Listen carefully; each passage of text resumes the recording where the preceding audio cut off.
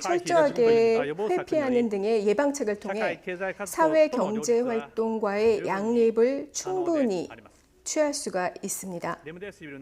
렘데시빌 등 증상에 따른 치료도 진보되어 지금 40대 이하의 젊은 층의 치사율은 0.1%를 밑돌고 있습니다.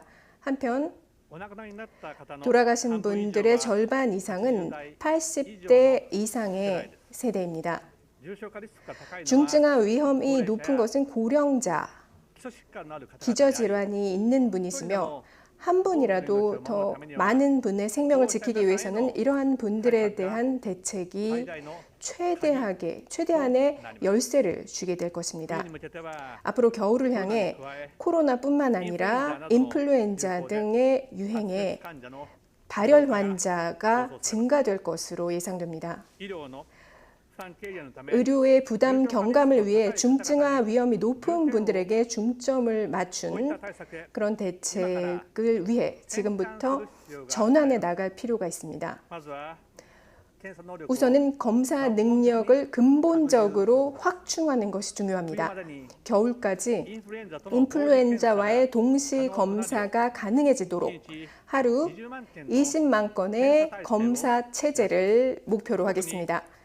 특히 중증화 위험이 높은 분들이 계시는 고령자 시설과 병원 등에서는 지역의 감염 상황 등을 고려하면서 직원분들께 정기적으로 검사를 받도록 하고 고령자나 기저질환이 있는 분들에 대한 집단 감염을 방지할 것입니다. 의료 지원도 고령자분들, 중증화 위험이 높은 분들에게 중점을 두어 실시할 예정입니다. 감염법 결핵이라든지 사스, 메르스와 같은 이류 감염증 이상의 대처를 해왔습니다. 지금까지 경험을 바탕으로 앞으로는 정령 개정을 포함해 그 운용을 개정해 나갈 것입니다. 경증자나 무증상자는 숙박시설이나 자택에서의 요양을 철저하게 하고 보건소나 의료기관의 부담 경감을 꾀하겠습니다. 코로나 환자를 수용하고 있는 의료기관, 대학병원 등에서는 큰 폭의 수익이 감소하고 있고 국민들을 위해 낮밤 최선을 다하고 있음에도 불구하고 경영상의 많은 어려움을 겪고 계십니다. 경영상의 불안을 제거하기 위한 만전의 대책을 마련하겠습니다. 인플루엔자 유행 시기에도 충분한 의료를 제공하기 위해 그러한 체제를 반드시 확보할 것입니다. 이상의 대책을 순차적으로 예비비를 통해 조치를 취하고 즉각 실행에 옮길 것입니다. 코로나 대책과 함께 또 중요한 것이 지금 일본과 관련된 안보 환경에 대한 대응입니다. 북한은 탄도미사일 능력을 크게 향상시키고 있습니다.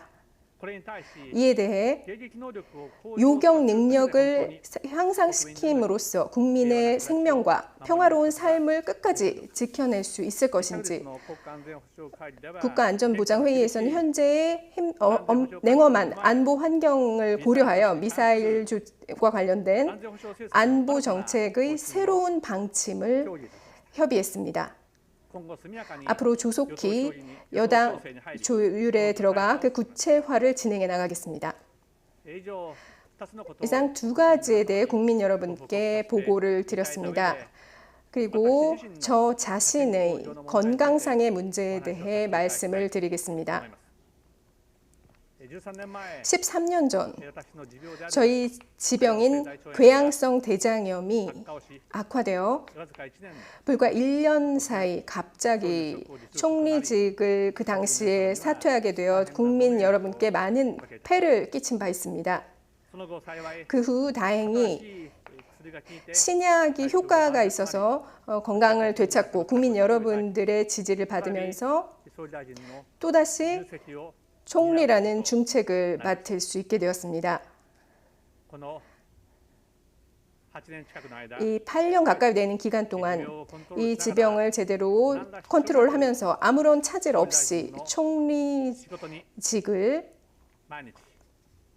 매일매일 하루하루 전력해서 해나갈 수가 있었습니다. 그러나 올해 지난 6월 정기 검진에서 재발의 징후가 보인다라는 얘기를 들었습니다. 그 이후에도 약을 사용하면서 최선을 다해 직무를 맡아왔습니다만 지난달 중순부터 몸 상태에 이변이 발생하여 체력이 상당히 떨어지는 상황이 되었습니다. 그리고 8월 중순에는 궤양성 대자명의 재발이 확인됐습니다. 앞으로 치료로서 현재의 약에 더해 새로운 약을 투여할 예정입니다. 이번 주 초 재검진에서는 투약의 효과가 있다라는 것이 확인이 되었습니다만 이 투약을 어느 정도 이 투약에는 계속적인 처방이 필요하기 때문에 예단할 수 없는 상황입니다. 정치에 있어서는 가장 중요한 것이 결과를 내는 것입니다. 저는 정권 출범 이래 한 7년 8개월에 걸쳐 결과를 내기 위해 최선을 다해 왔습니다.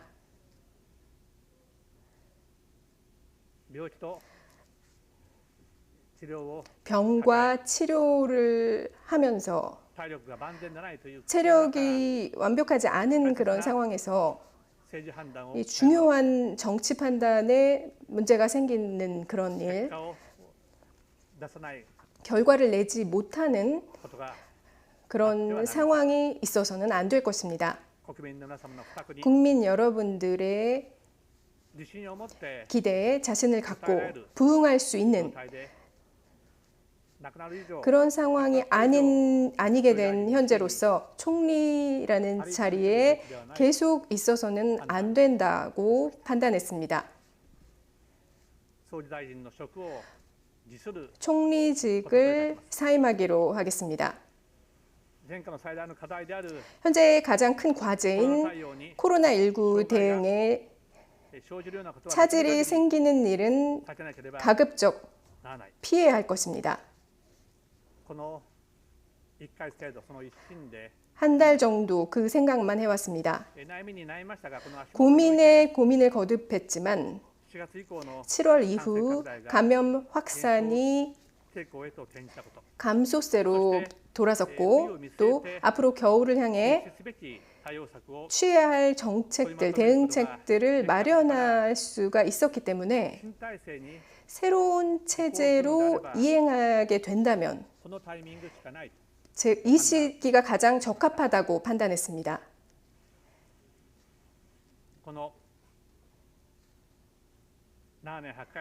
7년 8개월 동안 여러 가지 과제에 직면해 왔습니다. 하지만 동시에 다양한 여러 가지 과제의 도전을 받으면서 달성해낸 점, 실천할 수 있었던 점들도 많이 있었습니다. 국정선거 때마다 두터운 신임을 주신, 등을 지지해 주신 국민들 덕분입니다. 진심으로 감사드립니다. 이러한 지원과 지지를 받았음에도 불구하고 임기를 앞으로 1년 정도 남기고 다른 여러 가지 정책들이 아직 진행 중인 가운데 코로나19 상황 속에서 이 총리직을 사임하게 된 데 대해 국민 여러분께 진심으로 사과의 말씀을 드립니다. 납치 문제를 제가 해결하지 못한 점에 대해서는 매우 안타깝게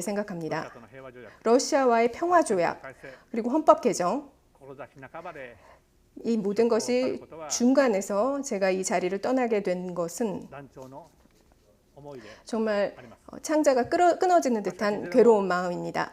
하지만 자민당으로서 국민 여러분께 약속을 드린 그 정책이고 또 새로운 강력한 체제 하에 더 새로운 정책을 추진할 수 있는 힘을 얻어서 앞으로 나아갈 수 있으리라 저는 확신합니다. 다음 총리가 임명되기까지 끝까지 그 책임을 다할 것입니다. 그리고 치료를 통해 건강을 되찾고 새로운 체제를 구축하는 데 힘을 보탤 생각입니다.